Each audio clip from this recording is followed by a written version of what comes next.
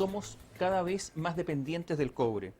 Nuestra industria manufacturera en estos instantes está pasando casi al cuarto lugar en nuestro aporte al PIB. Se está transformando en algo irrelevante. El cobre es el sueldo de Chile, como se decía antes. Alguna vez se dijo que es la viga maestra de nuestra economía.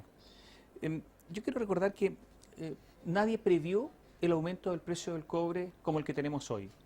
Hasta hace algunos años el precio del cobre era muchísimo menor y como que Chile ganó una especie de lotería, de polla, que de repente sin saberlo cómo, el precio aumentó y un raudal de dinero, o llegó dinero a raudales a nuestro país. Yo quiero recordar que cuando asumió Patricio Aylwin, cuando se fue Pinochet y asumió Patricio Aylwin, comenzó la concertación, la producción de cobre estatal era del 70% versus el 30% de la producción privada. Cuando se fue Bachelet, es decir, cuando terminó la concertación en el gobierno, era exactamente al revés. 30% de producción estatal, 70% de producción privada. Se habían invertido los papeles totalmente y por lo tanto hubo un proceso de privatización de las minerías. Más que de privatización, digamos que un desarrollo gigantesco de la minería privada versus la minería estatal. En estos momentos se vive una especie de fiebre del cobre en el norte del país, todos lo sabemos. Han aumentado los sueldos enormemente, se pagan bonos millonarios, Codelco paga bonos de 20 millones de pesos, hay una cantidad de chilenos que está emigrando hacia el norte, yéndose a vivir al norte, peruanos, bolivianos que están trabajando en el norte. Se vive un mundo de fantasía económica. Algunas cifras. La minería es el 15% del PIB chileno. De la minería viven cerca de 250.000 personas directamente empleadas, ya sea por empresas directamente mineras o por contratistas. Más de la mitad de la inversión extranjera va a la minería, más del 18% de los ingresos totales del Estado vienen del sector minero. Las mineras privadas representan más del 50% de lo que pagan todas las empresas chilenas de impuesto de primera categoría, que es el impuesto que pagan las empresas. Algunos datos más. Y aquí vienen los problemas. El cash cost, que es el costo operacional de las empresas mineras, que es un costo que permite comparar con otros establecimientos extranjeros, aumentó del 2007 al 2012 en un 46%. En cambio, en el mundo aumentó solo en un 15%. Atención con eso. En este ambiente en que, según Patricio Meller, investigador, economista de la Universidad de Chile, el cobre para nosotros es mucho más importante que el petróleo para Arabia Saudita. Él dice que si se hubiesen mantenido los precios de la década del 90, el PIB chileno sería un 45% menor, o sea, seríamos casi la mitad de menos ricos de lo que somos hoy día. Estaríamos lejos, si es que algunos creen que el desarrollo está a puertas, estaríamos lejos de esa meta, pero absolutamente el cobre es fundamental. Pero aquí vienen algunos datos. Codelco es el 11% del mercado mundial del cobre y resulta que en los últimos 10 años Codelco invirtió 22.000 millones de dólares. ¿Y sabe lo que ocurrió? La producción se mantuvo. Si en el año 2003 Codelco producía 167 millones de toneladas, el año 2012 produjo 164 millones, incluso 50.000 toneladas menos que la meta. Si a enero de este año, en relación a enero del año 2012, la producción chilena aumentó un 10,1%, Codelco lo hizo solo en un 1,4%. Codelco cada vez más atrás, más retrasada, quedándose con un paso de tortuga frente al resto de la minería. Los salarios mineros han aumentado en un 82% en los últimos 10 años. En los últimos 10 años también los costos de inversión han crecido 3 veces y Codelco está inmerso en medio de estas cifras. Pero atención, Codelco ha obtenido los peores resultados desde el año 2003 al año 2012. Se conocieron estos resultados hace algunos días.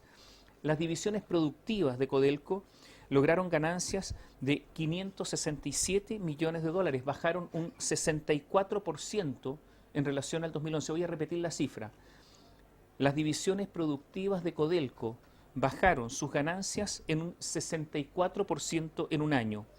Atención, Chuquicamata, ese mineral abierto, a rajo abierto más grande del mundo, perdió plata el año pasado, 233 millones de dólares, saldo absolutamente negativo, pero también perdió El Salvador, también perdió Ventanas. Las ganancias de Codelco fueron de 3.875 millones de dólares, los excedentes fueron 7.518, pero las ganancias 3.875. Pero de esas 3.875, 3.030, un poco más de millones de dólares, son por la venta a Anglo American de parte de su participación. Todos sabemos el lío que hubo entre Codelco y Anglo American. Si usted le saca los resultados, esos resultados, las divisiones productivas, insisto, ganaron solo 567 millones de dólares.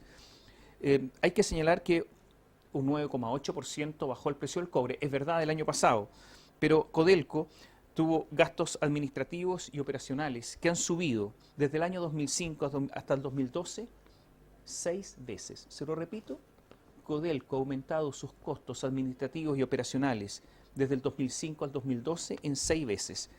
El cash cost, ese famoso parámetro que sirve para comparar distintas empresas mineras en el mundo, ha subido 14 veces. Sí, 14 veces en Codelco.